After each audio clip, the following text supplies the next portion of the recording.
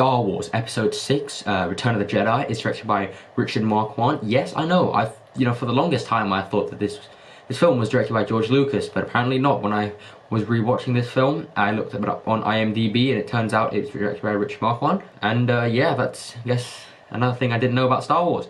But anyway, this is commonly known as the weakest film out of the three in the original trilogy. Personally, I agree. I think that in terms of structure, it's probably not as good as Empire or A New Hope. I think that in terms of cinematography, it's not as good looking. But I think that the visual effects is one of the things that has improved yet again. And fun fact, David Fincher, my favourite director, actually worked on this film for the visual effects and stuff. So yeah, that's another fun Star Wars fact for you. David Fincher worked on Return of the Jedi when he was young. But this film is still very much a great, iconic entry into the Star Wars saga. And it is the third best. No, it's the fourth best. I think The Force Awakens is slightly better. But there are still so many great things about this film. The first portion of the film that takes place on Tatooine is brilliant. You get to see Luke as a proper Jedi now with like the black outfit and the green lightsaber. You get to see him fight off the Rancor. He's not so much the impatient hothead that we saw from Empire Strikes Back. There's actually been an arc. He's a lot more cool, calm, and collected, and he sends 3PO and R2 to negotiate before actually coming in himself. We also see Leia rescue Han. I think that Han returning was actually quite a big surprise because there wasn't any sort of hints to it like there is nowadays, you know, like, oh, the dirt moves, which means Superman must be alive.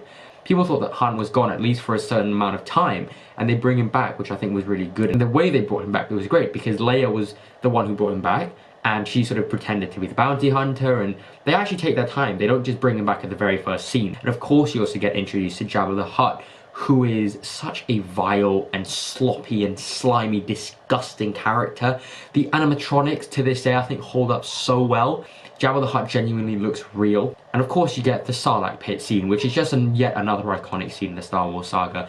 You get to see Luke with the lightsaber for the first time, the green lightsaber. You get to see Boba Fett dying, which is a bit of a disappointment. Obviously he's not dead. Most people don't believe he's dead because, you know, he like climbs out there and with a rocket out the Sarlacc pit, whatever.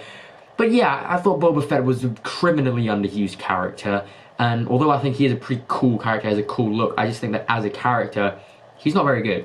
Then we have a scene where Luke visits Yoda, and Yoda's dying, and Yoda tells him that yes, Darth Vader is his father, and that he has a sister as well. And I like the way this was done, because it was written very subtly. It's not like, oh, by the way, Darth Vader's your father, you got a sister. It was written well. Lawrence Kasdan did such a good job with the script, and you can see through Mark Hamill's brilliant acting the impact that this has, the confirmation that Darth Vader is his father, but also the shock that he has a sister.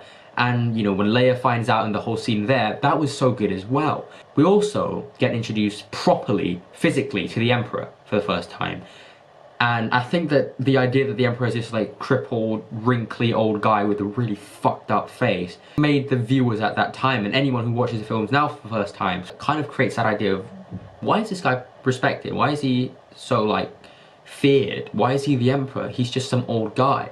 But then you see him with the lightning for the first time, and it's like, oh shit, you know, because this is just some wrinkly old guy, and you don't expect him to be very powerful, but then he's like, psh!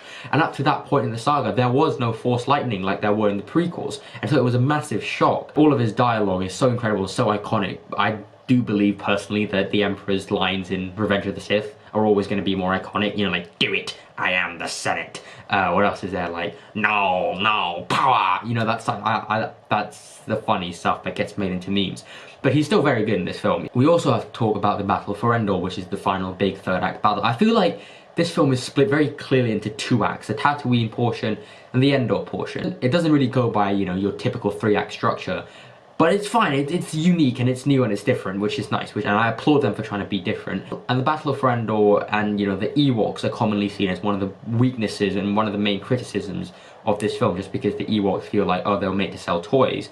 But I do respect and I understand the idea that they wanted an indigenous sort of tribe to take down the big, you know, industrial, the Empire, the Imperial forces, and that's actually quite a cool idea. I don't mind the Ewoks because I guess I grew up watching the Ewok adventure films, you know, Battle for Endor and what was the other one, Caravan of Courage. Obviously now I do realise that they're really, really bad films, but I have a lot of nostalgia for the Ewoks, so I don't hate them that much. You have the speeder chase, which is incredible. Also, I have to talk about the relationship between Han and Lando. They genuinely feel like friends in this film, and I really, really enjoyed their interactions with one another. In fact, I enjoyed all the character interactions just because this script is so well written. Now we have to talk about Luke and Vader. This is the first time they meet without any fighting. They actually talk, they actually have a conversation. Luke acknowledges the fact that Vader is his father, and these are some of the best scenes in the entire series. I love James Earl Jones and Mark Hamill together. One of the things I love most about this film and the character of Luke is that there is an inner conflict within him. He's not just like the I'm a good guy type character that he was in A New Hope. He genuinely feels conflicted, and when he grabs the lightsaber and he sparks it up and he fights Vader and you see the look on the Emperor's face, I think that when you see that, there is a genuine look of concern in the audience, which makes this line... Never. I'll never turn to the dark side.